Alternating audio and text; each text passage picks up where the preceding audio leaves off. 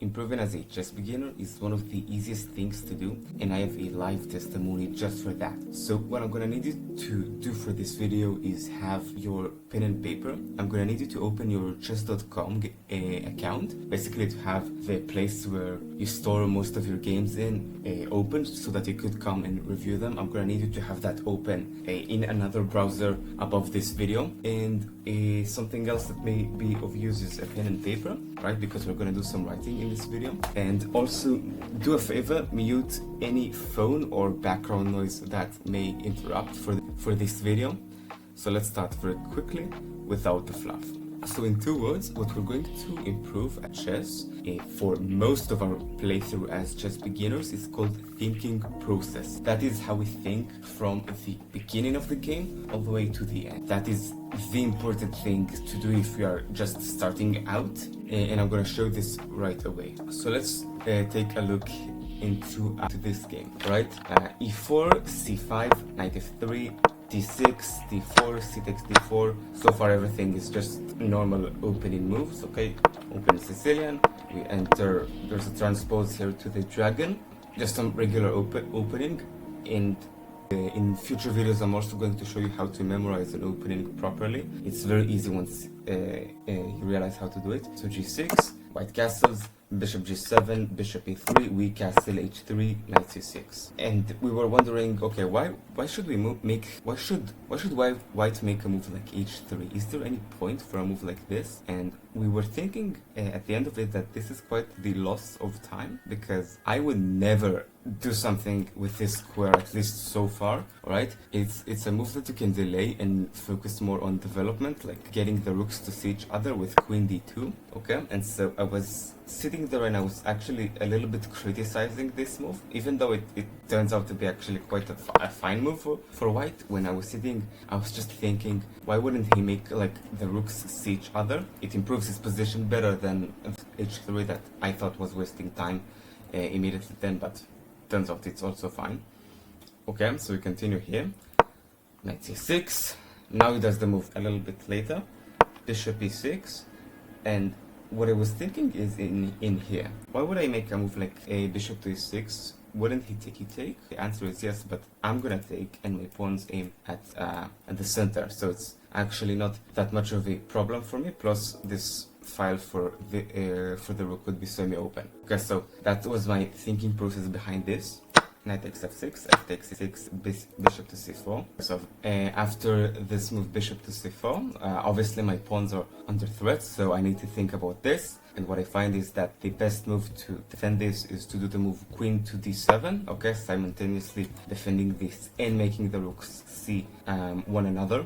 Which if you're always facing a move like this, which is a threat to a pawn, always try to think, what is a development move that I can do that will help in the defense of this? Usually I wouldn't however recommend making moves like this, okay? Because take a look right now.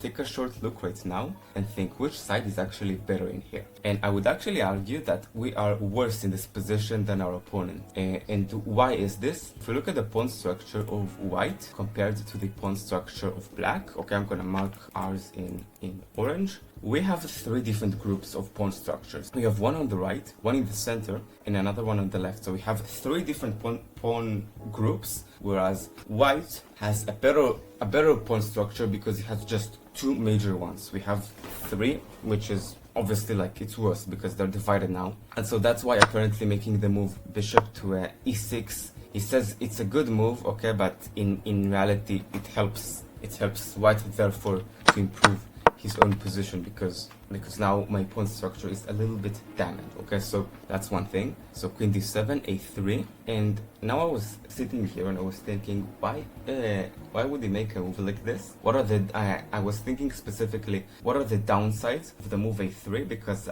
in my mind, a move like A3 would certainly buy me some time to do something myself, okay, to kind of help improve my position. I was sitting here and I was thinking, what can I do now that you've made quite a waste of time with the move A5? And I was thinking that this bishop, okay, is gonna be very, very strong. So I either just trade it for one of my own knights, okay, and have basically take from him the advantage of having a bishop there, Okay, a bishop pair is usually an advantage for the side that has them. So I wanted to also have some queenside space, so I've made the move b5, but not yet. First of all, I've made the move knight e5, okay, pushing the knight forward whilst forcing this bishop to move back. Okay, and now I've made the move b5 to this bishop to make sure that this bishop would have a good, whilst it has a good scope, all the squares that it controls I also have control over in return. And so that was my thinking process behind these two moves. Knight c4, b takes c4. Okay, he took because this bishop is weaker than this one, okay, because my pawns control all the squares that this bishop does. This is why he took with this bishop, so if he moves the queen back, it's bad for him. What I do is I try to kind of fix my own pawn structure, so that's why I made the move b5. We have worked a little bit on the thinking process, and I'm going to outline it very clearly soon what to ask before making a move. But right now, because I want you to work a little bit on this yourself, okay? What does this move do? So I want you to first of all ask yourself, what does this move queen to c6 does, and how would you react if you were white? So to answer this question, the move queen to c6 obviously threatens this pawn. And so the move that we need to do is something related to it. Alright, so we're basically making a threat on this pawn with the move queen to c6. Plus we're moving the queen a bit forward, so taking up more control over alien squares. So that's the idea to the move queen to c6. And in here, if you're white, you probably think I need to defend this, right? Because it looks quite bad for us. So we'd probably do a move like a pawn to e5, okay? Because you can't really protect this pawn, so you might as well just push it forward. Taking here is very, very bad for me as black. And so what I think is I should go knight to h5, progressing the knight into the territory of the king, whilst he can't really progress like this, because if he does this move, I can go here, knight to g3, and then go back from here, alright? So it's fine for me at this point. So what I'm gonna do, I'm gonna shortly summarize how we were thinking in this opening line that we've just had. So it's very, very simple, and I actually have it for myself outlined, and I'm gonna read it out loud for you, because we're basically asking some positional questions, and what these questions are gonna do is they're going to make us pick better moves. But if you can see in for example in here, a thinking process would really help us, especially in positions that we're not quite better, okay, and when our opponent is better, because then we're going to find most likely the better moves, probably not always the best moves, but at least not bad moves. And so it's going to make it very, very difficult for our beginner opponents to try to win. So let me now outline the thinking process. And what I will say is be careful, because you might find that sometimes you're actually using this in the computer and it works fantastic, but that it becomes super difficult sometimes to do it over the board. Moving from computer to over the board is always a difficult task. I'm just warning you for this.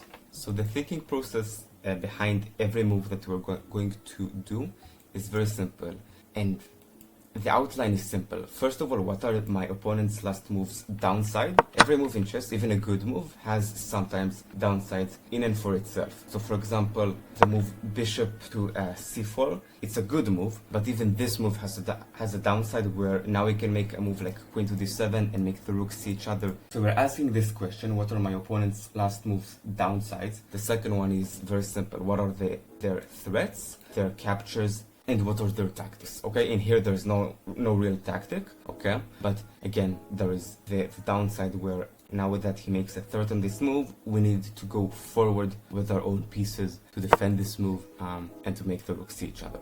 And when he does the move a3, this move also has its own downsides, where now we can start making threats to this bishop, so we can start attacking this.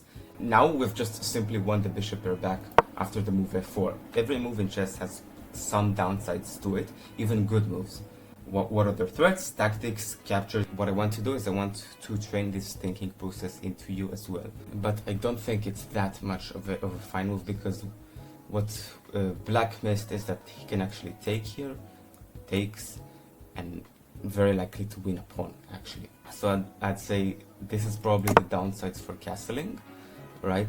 So you're probably also going to think, okay, We are still at the opening phase, so we have 4 jobs to do basically. Have some presence in the center, this is already done. Develop all the pieces, this is also done as well. The third task is actually to castle, but here White completed the 4th one, which is to move the queen so that the rooks could talk to each other before the 3rd one, right? So actually the task that we should do is the 3rd one and not the 4th one finally, which is to castle and make the rooks see each other. Okay, so that is done. And now they take. Alright, so now they're finally utilizing this sort of advantage that they've had. Okay, and they're doing bishop to g4. Bishop to g4. What do we think about this move? Again, what are the downsides for this move? And I would argue that this move has one clear downside where obviously we're going to have to move this rook somewhere. But the question now is where? Because this rook can be even more active than beforehand. So we're probably going to move it either here or here. I have to admit to have made a mistake. I've made the move rook d2 f1.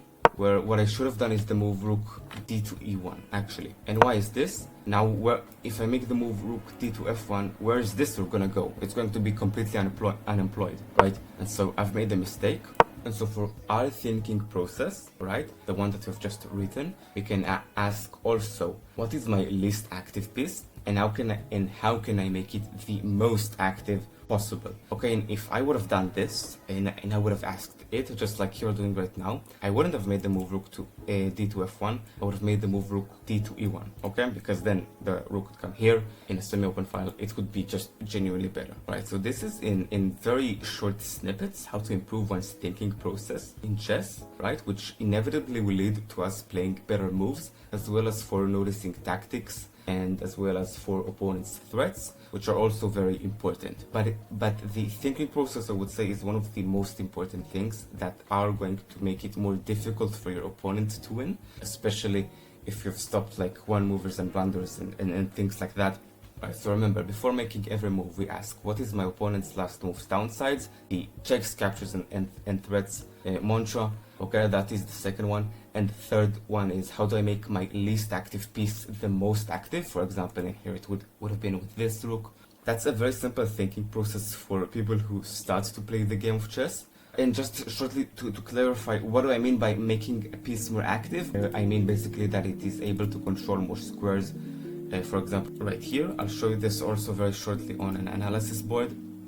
Let's say for a moment that we have an empty board, okay, and we compare a bishop on here, so black squared bishop here. So for example, this bishop controls these two large diagonals, whilst this one bishop controls only this diagonal, okay, and this one, okay. Which bishop do we think is better? Of course, this one is better. First of all, because it's in the center, but because the number of squares that it controls is a lot bigger. It controls 1, 2, 3, 4, 5, 6, 7, 8, 9, 10, 11, 12, 13, 14 squares. And we compare these 14 squares, okay, to this one, which controls 1, 2, 3, 4, 5, 6, 7, 8, 9, 10. So this one is naturally going to be better. That is what we mean by activity, okay? So how do we make the least active piece the most active? So for example, this would be really in here, because then this rook is going to come here. And so that's it for this video.